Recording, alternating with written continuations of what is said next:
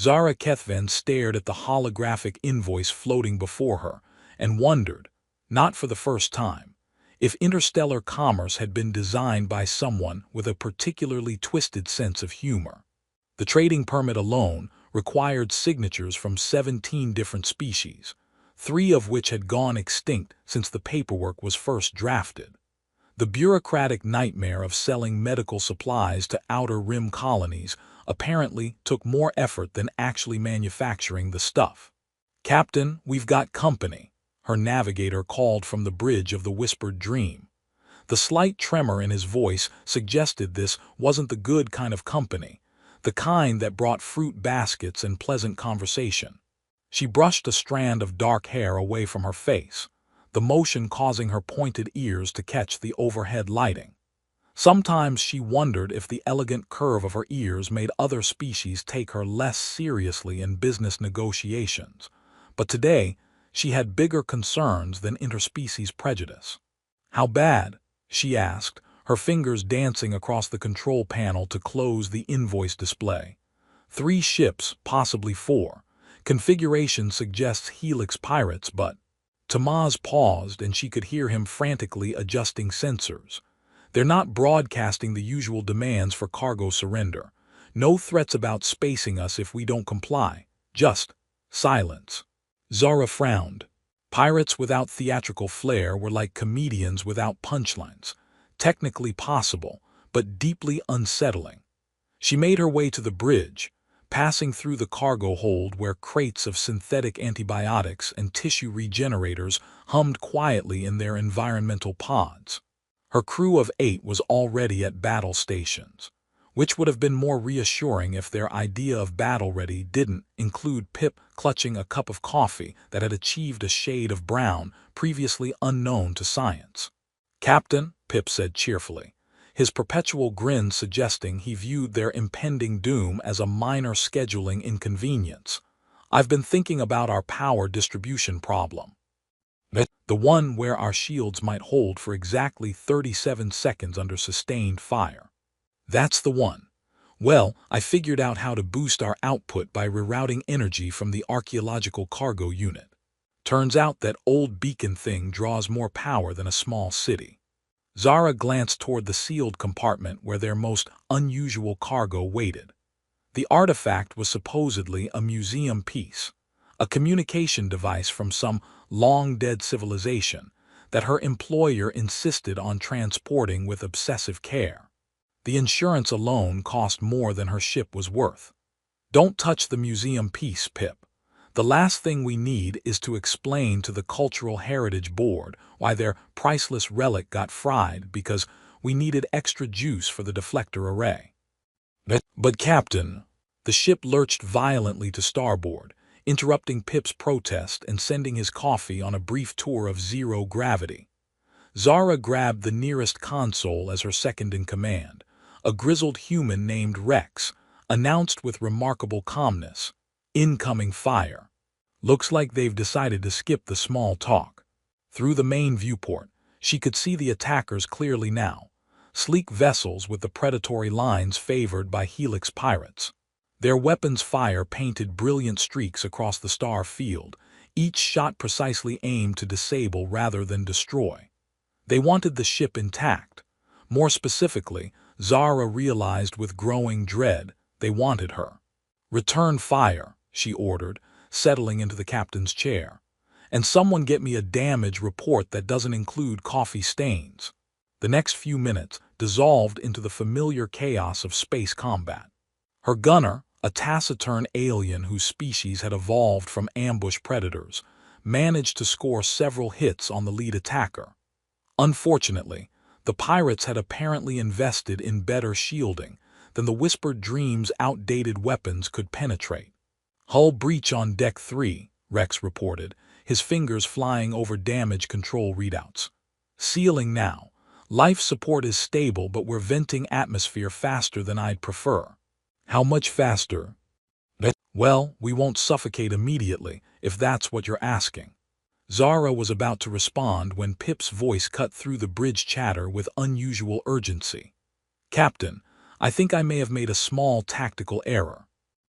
She looked over to see him standing next to an open access panel, coffee mug in one hand, and a handful of sparking cables in the other. Behind him, the sealed compartment containing their archaeological cargo was glowing with an eerie blue light that definitely hadn't been there before. Please tell me you didn't just activate a priceless historical artifact during a firefight. Okay, I won't tell you that. Pip's grin had taken on a slightly manic quality. But in my defense, the power coupling looked exactly like the ones in the manual. How was I supposed to know museum pieces have different wiring standards? The glow from the compartment intensified, and suddenly every screen on the bridge lit up with scrolling text in a script that predated known galactic civilization. The ship's computer began making sounds that suggested it was either having an existential crisis or attempting to speak in tongues. "What's it doing?" Zara demanded, watching as their instruments registered energy readings that should have been impossible for a device that size. "I think it's transmitting," Tamaz said, his voice tight with worry. "But not on any frequency I recognize. The signal is. It's going everywhere. Deep space, hyperspace, subspace, dimensions I didn't know existed." Outside, something remarkable happened. The pirate ships, which moments before had been systematically dismantling their defenses, suddenly broke off their attack. Their formation scattered like startled birds, engines flaring as they fled toward the edge of the system with what appeared to be genuine panic. "Well," Rex observed dryly, "that's new." Zara watched the retreating ships with growing unease. Pirates didn't flee from superior firepower. They fled from something infinitely worse. She looked back at the glowing compartment, where the ancient beacon continued its transmission, sending its signal out into the vast darkness between stars. "Pip," she said quietly, "I think we need to have a serious conversation about your definition of small tactical error." The artifact pulsed brighter, and across 3 sectors, deep space monitoring stations registered the signal's propagation with instruments that immediately began displaying warnings in languages their operators couldn't read. In the void between galaxies, something ancient stirred, recognizing the call it had been waiting eons to hear. Commander Jake Morrison had always believed that the universe had a sense of humor, but today it seemed particularly committed to the punchline. His fighters' proximity alarms were screaming about debris fields that shouldn't exist. His coffee had gone cold during the hyperspace jump, and the distress signal he'd responded to was broadcasting in frequencies that made his ship's AI sound like it was having a nervous breakdown. "Lucky strike to unknown vessel, please respond," he transmitted for the 3rd time, adjusting his approach vector toward the coordinates. Through his cockpit's reinforced transparisteel, he could see the whispered dream drifting like a wounded bird against the star field. What concerned him more were the twisted fragments of metal scattered around it, wreckage that didn't match any ship design in his military database. "Sir," his AI companion, Arya, spoke in her perpetually patient tone, "I'm detecting unusual geometric patterns in the debris field. The molecular structure suggests construction techniques that predate known galactic civilization by several million years." Jake whistled low. "Million-year-old space junk. That's got to be a record even for this sector." "Additionally, sir, the distress beacon appears to be transmitting countdown sequences in 17 different extinct languages. Would you like me to attempt translation?" "Sure, but keep it simple. My ancient linguistics are a bit rusty since flight school." As he maneuvered closer to the cargo ship, Jake noticed something that made his tactical training kick into high alert. The hull showed signs of weapons fire, but the damage patterns were all wrong. Instead of the clean burns typical of energy weapons or the jagged tears from projectiles, the whispered dream looked like something had tried to peel it open from the inside out. "Arya, scan for life signs aboard that ship." 8 organic signatures detected, sir, all clustered in the engine compartment. However, I'm also registering anomalous readings throughout the vessel." "Define anomalous." The ship's internal sensors are detecting movement in corridors that contain no life signs. Additionally, the temperature in several sections has dropped to near absolute zero, despite functioning life support systems. Jake's hand instinctively moved to his sidearm. Right. Add potentially haunted spaceship to today's mission briefing. Command is going to love this report. He docked with the Whispered Dreams airlock, running through standard boarding procedures while trying to ignore the way his instruments kept displaying readouts in scripts that looked like they'd been designed by geometry majors with serious psychological issues. The airlock cycled, and he stepped aboard to find emergency lighting casting everything in an unsettling red glow. "Hello," he called out, his voice echoing through empty corridors. "This is Commander Morrison, Colonial Defense Force. I'm here to help." A voice responded from deeper in the ship, muffled but distinctly female. "Engine room. We're in the engine room." Jake made his way through the ship, noting that several compartments had been sealed with emergency barriers. As he passed the cargo hold, he caught sight of something that made him pause. A sealed container was glowing with blue light, and the air around it shimmered like heat distortion. His scanner readings went haywire whenever he pointed them in that direction. "Let me guess," he muttered to himself, "ancient alien artifact, because of course it is." He found the survivors barricaded behind a makeshift barrier of supply crates and furniture. A woman with distinctively pointed ears was clearly in charge, her dark hair pulled back in a practical ponytail that had probably looked neater before whatever had happened here. She looked human except for those ears, which gave her an almost ethereal quality that his brain couldn't quite categorize. "Captain Zara Kethvan," she said, extending a hand. "Thanks for responding to our signal." "Commander Jake Morrison, though I have to ask, what exactly am I responding to? My AI is having some kind of existential crisis trying to process your distress beacon." A cheerful voice piped up from behind a console. "That would be my fault. I may have accidentally activated an ancient communication device while we were being attacked by pirates. In my defense, the wiring looked standard." Jake looked at the grinning man holding what appeared to be his fourth cup of coffee since the crisis began. "You activated ancient technology during a firefight. It seemed like a good idea at the time," the man, Pip, according to his name tag, replied with unshakable optimism. "Plus, it scared off the pirates. Pirates don't typically flee from archaeological finds. These ones did. Took off like their tails were on fire the moment that thing started transmitting." Zara gestured toward the sealed cargo compartment. "The artifact is still active. We can't shut it down, and our instruments suggest it's broadcasting on frequencies that shouldn't exist." Jake's tactical scanner beeped insistently. "Speaking of things that shouldn't exist, I'm detecting multiple countdown timers throughout your ship. Arya says they're in dead languages." "Countdown to what?" That's the million-credit question. As if summoned by their conversation, the ship's intercom crackled to life. Instead of a human voice, it produced a sound like wind through vast empty spaces, punctuated by rhythmic pulses that seemed to bypass the ears and resonate directly in the bones. "Okay," Jake said after the transmission ended. "That was definitely not standard operating procedure."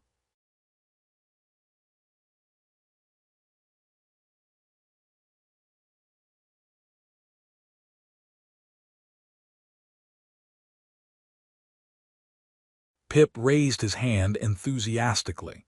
"Oh, I know what that was. The ship's computer has been trying to establish communication protocols with something. It's been getting responses, but not from anywhere in local space." "Define not in local space." "Well, according to our sensors, the replies are coming from coordinates that exist in dimensions we don't have names for." Jake rubbed his temples, feeling a headache building. "Let me get this straight. You accidentally activated an ancient beacon that scared off pirates, is now communicating with entities from other dimensions, and is counting down to something in dead languages." "That's a fair summary," Zara agreed. And I suppose you have no idea how to turn it off. We've tried everything short of hitting it with a hammer. Have you actually tried hitting it with a hammer? We were saving that for Plan Z. Jake's comlink crackled with an incoming transmission from his ship. Sir, Arya's voice carried a note of what could generously be called concern. I'm receiving priority alerts from Colonial Command. Similar distress signals are being reported across 3 sectors. Additionally, several alien species are requesting immediate evacuation from their homeworlds, citing what they describe as the awakening of ancient fears. Jake looked around at the barricaded survivors, the glowing artifact, and the countdown timers that were probably marking time until something universally unpleasant happened. Arya, please tell me you have some good news. I have successfully translated one of the countdown sequences, sir. And it translates roughly to dinner time. In the uncomfortable silence that followed, Pip took another sip of his coffee and observed cheerfully. Well, at least now we know we're probably not the ones being invited to eat. The revelation that they were potentially someone's lunch had put a considerable damper on the rescue mission's mood.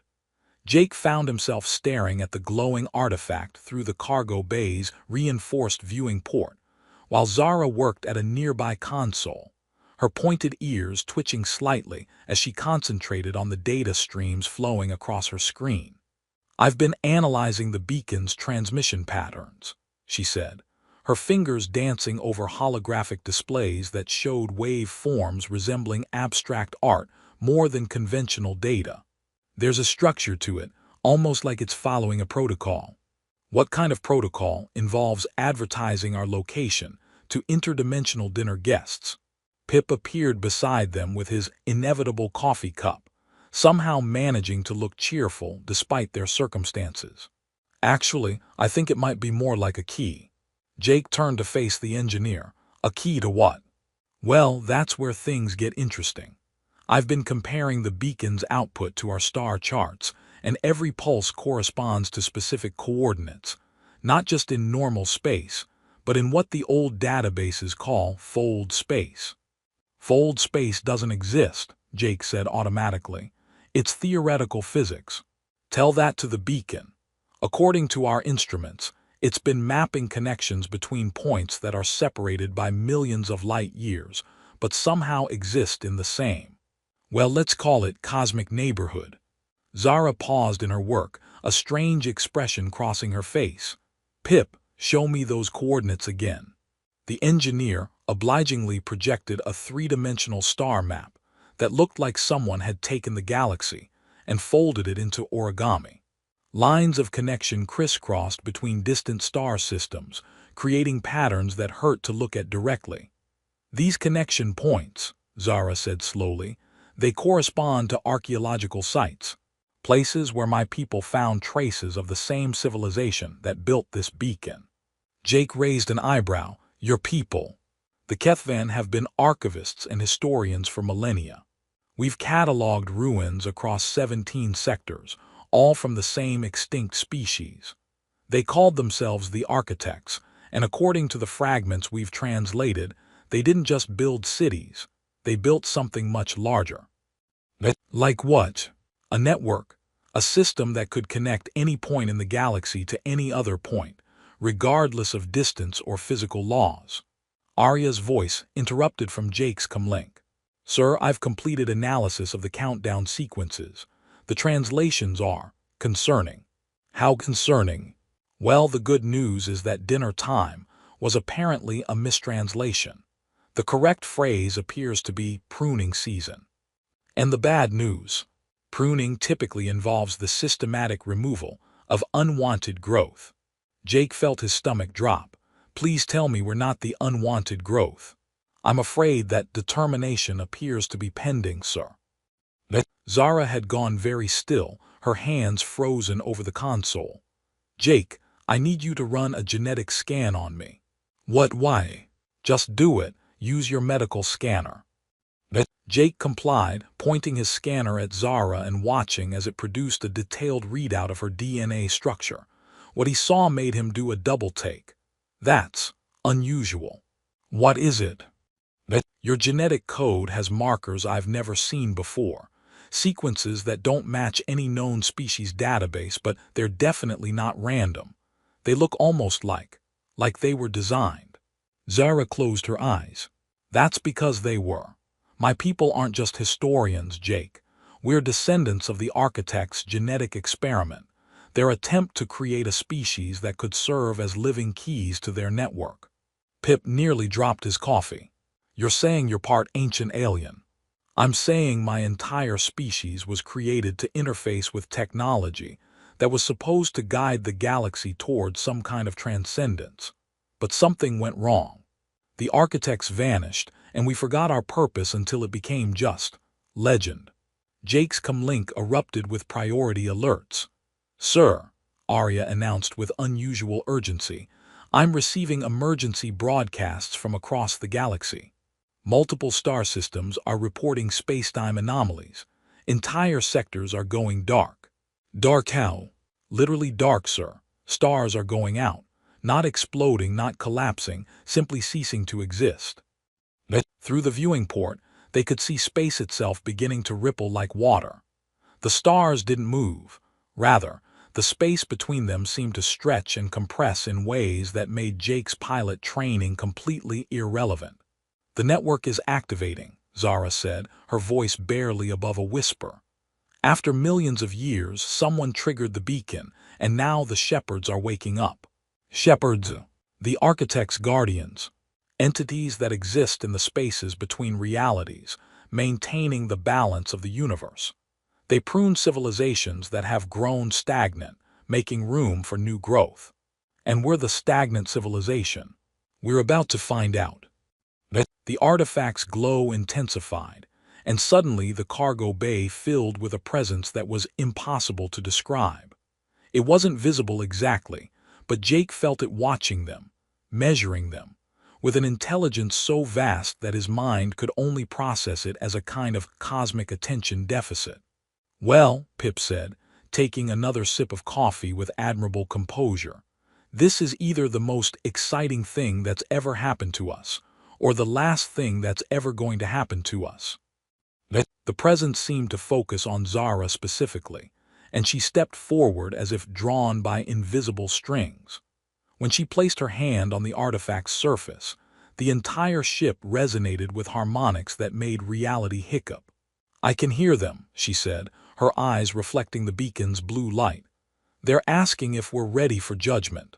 Jake checked his sidearm, realized how pointless that was against cosmic entities, and settled for straightening his uniform. Well, Captain, any thoughts on how to convince beings older than our sun that humanity deserves a passing grade? I'm working on it, Zara replied, her hand still on the artifact as information flowed between her consciousness and something infinitely vast. But I think they're less interested in our achievements and more interested in our potential. What kind of potential? The kind that involves not boring them to death. In the distance, space continued to fold in on itself as the first Void Shepherd began manifesting in their reality, bringing with it the judgment of eons. The Void Shepherd's manifestation turned out to be less apocalyptic and more profoundly awkward than anyone had expected. Instead of cosmic horror, they found themselves face to face with something that resembled a sentient geometric theorem having an existential crisis. It spoke in mathematics that bypassed language entirely, appearing directly in their minds as concepts that their brains struggled to process. It's asking us to justify our existence, Zara translated, her hand still connected to the beacon. But not in the way we'd expect. It wants to know if we're entertaining. Jake blinked, entertaining. Apparently, the universe has a serious boredom problem. Civilizations that become too predictable get pruned to make room for more interesting developments. Pip raised his hand enthusiastically. Oh, I can handle this one. We're definitely not boring. Just yesterday, I accidentally activated ancient technology with a coffee spill, and that's pretty much a typical Tuesday for us. The shepherd's attention focused on the engineer, with what Jake could only interpret as cosmic amusement. Through Zara's translation, they learned that the entity was asking for proof of humanity's creative unpredictability. "Arya," Jake called to his AI, "please compile a list of humanity's most inexplicable achievements." "Certainly, sir. Where should I begin? The invention of pineapple pizza, the decision to keep reality television as a historical record, the fact that humans discovered faster-than-light travel while still arguing about whether the planet was round." The shepherd's mathematical laughter resonated through dimensions Jake didn't know existed. Apparently, cosmic entities appreciated absurdist humor. "It's working," Zara said, her eyes widening as new information flowed through the connection. "They're not malevolent gardeners, they're cosmic entertainment critics. The architects didn't vanish, they transcended to become the audience for reality's greatest show." "What show?" "Evolution, consciousness, the development of civilizations. They've been watching the galaxy like a vast experiment in creativity, intervening only when things get too dull." Jake was beginning to understand the scope of what they were dealing with. "So the network isn't a weapon, it's a stage management system." "Exactly. And right now, the shepherds are deciding whether our current galactic civilization deserves a renewal or a cancellation." The beacon pulsed, and suddenly Jake found himself in direct mental contact with the shepherd. The experience was like having a conversation with a library that had achieved sentience and developed strong opinions about narrative structure. Through this connection, he learned that the entity was essentially a cosmic quality control inspector, and it had some concerns about recent galactic developments. Apparently, the endless wars between species had become formulaic. Political intrigue lacked originality. Even the pirates had stopped being creative in their robbery techniques. "Okay," Jake said aloud, "but what about our unpredictability? Humans alone have managed to turn first contact protocols into comedy shows, declare war over sandwich recipes, and accidentally discover 3 new laws of physics while trying to make better coffee." The shepherd seemed genuinely intrigued by this last point, focusing its attention on Pip, who beamed with pride. "It was really just a matter of applying quantum mechanics to caffeine extraction," Pip explained cheerfully. "Though I still don't understand why it made the coffee taste like temporal paradox." Through her connection to the beacon, Zara began receiving the full scope of the architect's plan. The network wasn't just about pruning stagnant civilizations. It was about fostering collaboration between species that might otherwise never interact. The shepherds served as both judges and directors, guiding the galactic story toward more interesting plot developments. "They want to offer us a deal," she announced. "Instead of the current chaos of independent civilizations, they're proposing a galactic cooperation framework. Not government, more like an improvisation troupe on a cosmic scale."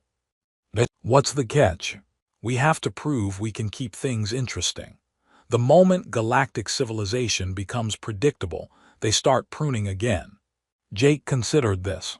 "So essentially, we need to stay entertaining or face cosmic cancellation." "That's one way to put it." The shepherd transmitted what could only be described as a cosmic job offer.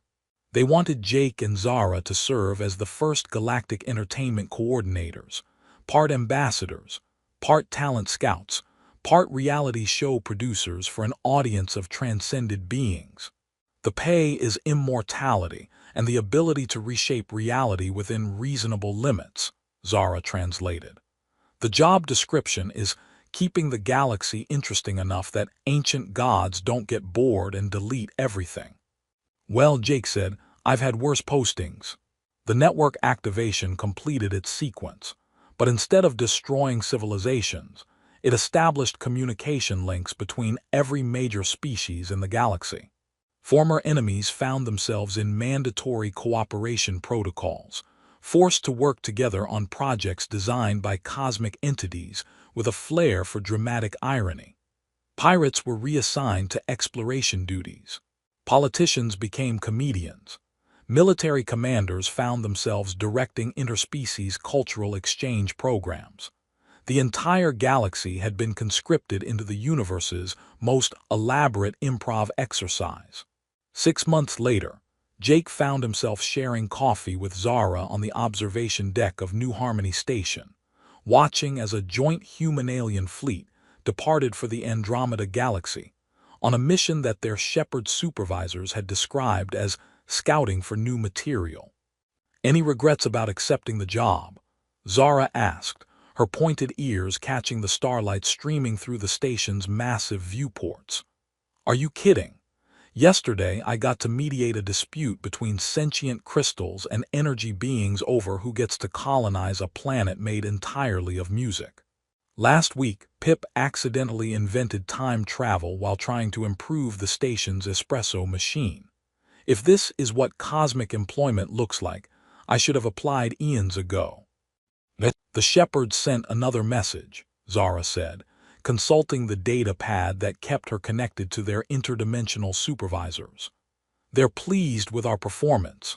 Apparently, Galactic Civilization's entertainment value has increased by 300% since the network activation." "What's our next assignment?" "They want us to investigate reports of a species that communicates entirely through interpretive dance and has declared war on mathematics itself." Jake raised his coffee cup in a toast. "Here's to job security through cosmic chaos." As they watched the stars, both of them understood that they had become something new, not quite human, not quite alien, but perfectly suited for keeping the universe surprised. The galaxy had become their stage, and somewhere in dimensions beyond counting, ancient audiences waited to see what impossible thing would happen next.